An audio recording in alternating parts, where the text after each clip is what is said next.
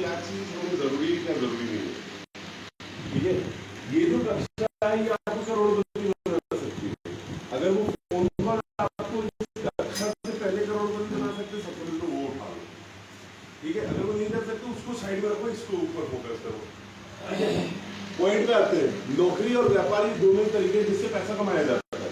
आप कह रहे हो नौकरी करने के लिए किसी निवेश की आवश्यकता नहीं पड़ती, तो मेरा सवाल आप सबसे, हर स्कूल में पढ़ाई फ्री में होती? नहीं। जो 12 से 15 साल जो पढ़ाई की जाएगी वो फ्री में होगी? नहीं होगी। 100-200 रुपए तो लगेंगे महीने के,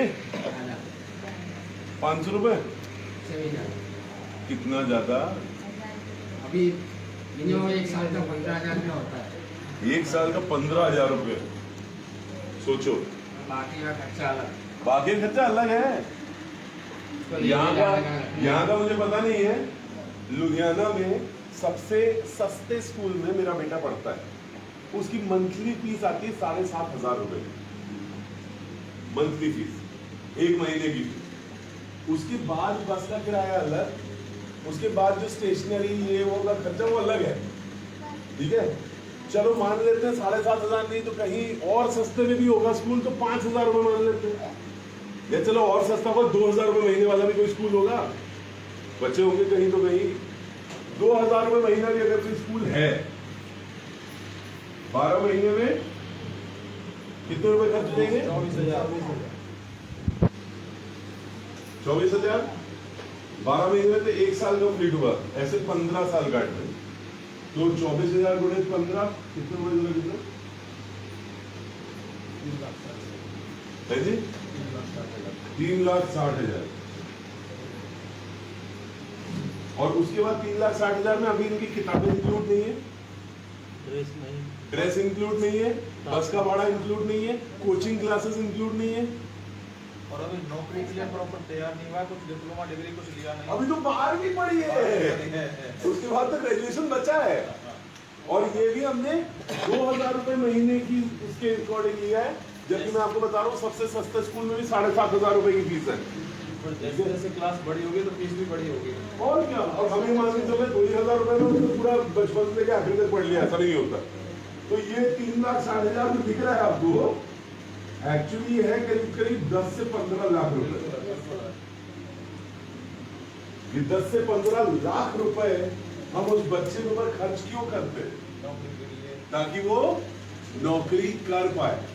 और हम कहते हैं नौकरी में निवेश की जरूरत नहीं पड़ती। ऐसा कह के हमने किसको बेवकूफ बना रखा है? खुद को, अपने आप को बेवकूफ बना रखा है। सो ये सबसे पहले तो ये गलतफहमी से दूर रहो कि नौकरी में निवेश की जरूरत नहीं पड़ती। नौकरी में तो बहुत ज्यादा निवेश चाहिए, नौकरी में इनफैक्ट बहुत ज्यादा निवेश ये चाहिए होता है। व्यापार में चाहिए क्या? मुकेश अंबानी का बेटा कहां तक पढ़ा हुआ? 10वीं। ये हमें पता नहीं है, ना ही पता करने की जरूरत है, ना ही उससे कोई पूछेगा।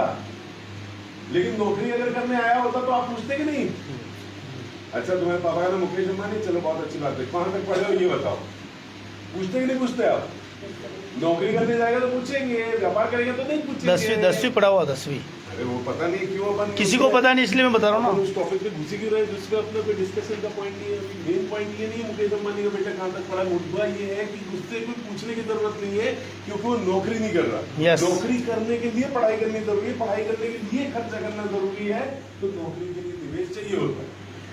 और ये 12-15 साल की नौकरी करने के बाद क्या, सॉरी ये 12-15 साल की पढ़ाई करने के बाद क्या फटाक से 1 लाख रुपए महीने की आमदनी आनी शुरू हो जाती है? नो।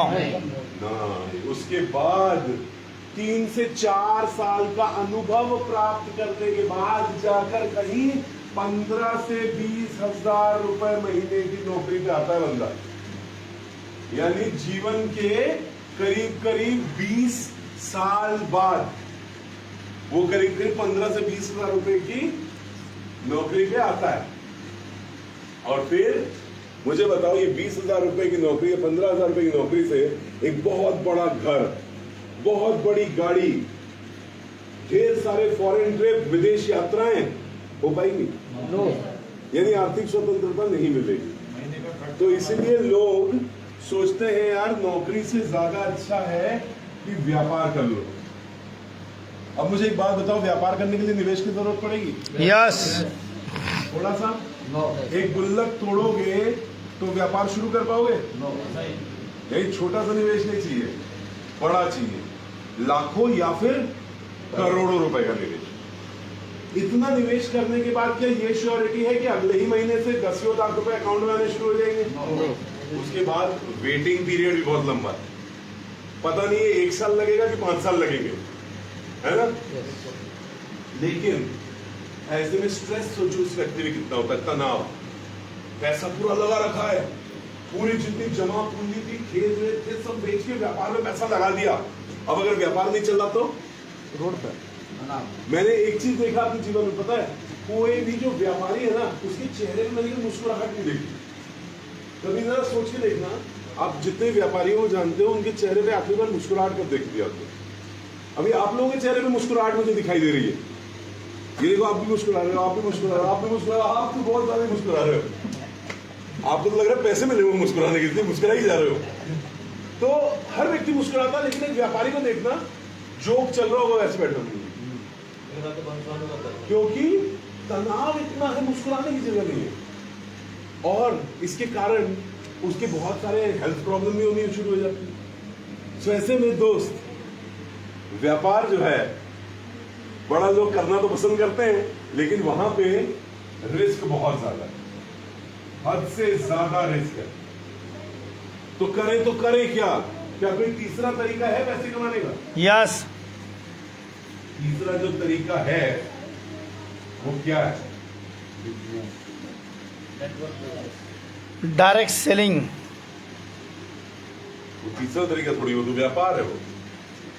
तीसरा एक और तरीका है, वो है बैंक लूटने का तरीका। हाँ, ये तो भूल ही गए। लेकिन वो गैर कानूनी है, इसलिए उसके बारे में बात नहीं कर सकते, ठीक है? और वो करना भी नहीं चाहिए। चोरी डकैती बैंक की तो थोड़ी लूटना है। हमें क्या करना है भैया? व्यापार करना है, खुद का मालिक खुद बनना है। तो एक चीज मैं आपको बता दूं कि डायरेक्ट सेलिंग जो है, ये कोई अलग व्यापार नहीं है। डायरेक्ट सेलिंग बिजनेस ये कोई अलग व्यापार नहीं है, बल्कि ये व्यापार को करने का तरीका अलग है। डायरेक्ट सेलिंग बिजनेस कोई अलग व्यापार नहीं है, बल्कि मौजूदा जो व्यापार करने का तरीका है, उसका एक अलग तरीका है डायरेक्ट सेलिंग। कैसे, वो बताता हूं मैं। अभी तक कोई भी ग्राहक जो सामान खरीदता था, एक तो मेरी हिंदी थोड़ी कमजोर है,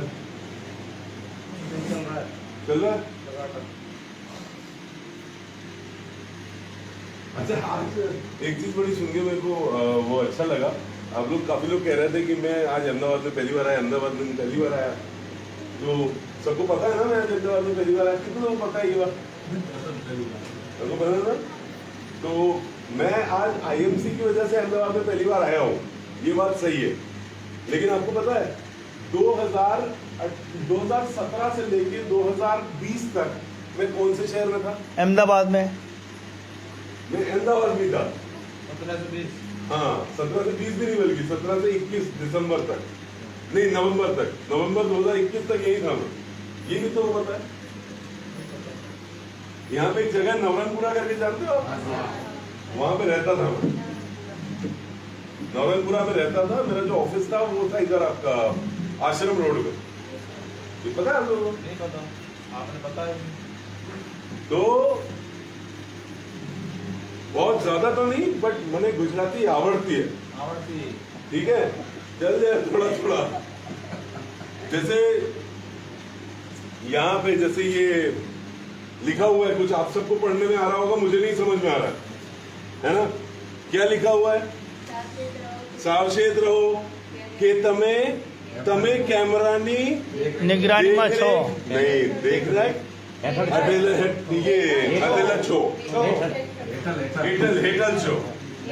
तो वो जो है मैं तोड़ ताड़ के मैं पढ़ भी लूंगा, ठीक है? तोड़ ताड़ के बोल भी लूंगा, क्योंकि यार 3 साल 4 साल अगर किसी शहर में आप रहते हो तो चीजें समझ में आनी शुरू हो जाती है, ठीक है? तो वो चीज मुझे आती है। सो आप लोगों को अगर कुछ गुजराती में बोलना है या आप बोलने में ज्यादा कंफर्टेबल हो तो आप बोल सकते हो, समझने में पूरा दूंगा मैं, आपको रिप्लाई हिंदी में दे दूंगा, ठीक है? निश्चिंत रहो। नहीं तो बंगाली में दे देना फिर। नहीं तो इसके अलावा मुझे 9 भाषाएं और आती है, उसमें भी रिप्लाई दे सकता हूँ, जैसी आपकी इच्छा उसमें पूछ लेना। अब एक बात बताओ, आज तक जो भी मौजूदा बिजनेस करने का जो तरीका होता था, कोई भी ग्राहक, कोई भी कस्टमर सामान कंपनी से खरीदता था। यहाँ पे हिंदी लिखावट सबसे अच्छी किसकी है? जिसकी हिंदी की मात्राएं जो लिख पाता हूं आपकी है। Very good. आ जाओ। इसकी मुस्कुराहट से मैं समझ गया कि हिंदी सबसे अच्छी है। यहाँ पे लिखेगा उत्पादन करता।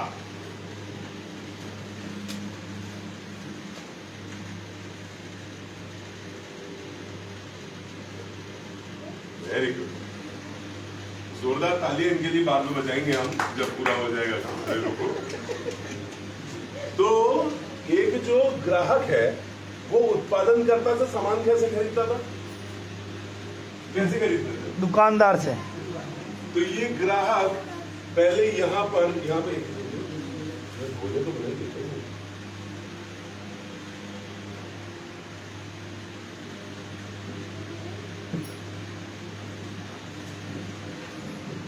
इस वाले इसमें लिखो रिटेलर। हाँ, या फिर क्या बोलते हैं, खुदरा व्यापारी। खुदरा, हाँ खुदरा, ठीक है। खुदरा व्यापारी से सामान खरीदता था ग्राहक। खुदरा व्यापारी क्या कंपनी से खरीदता था?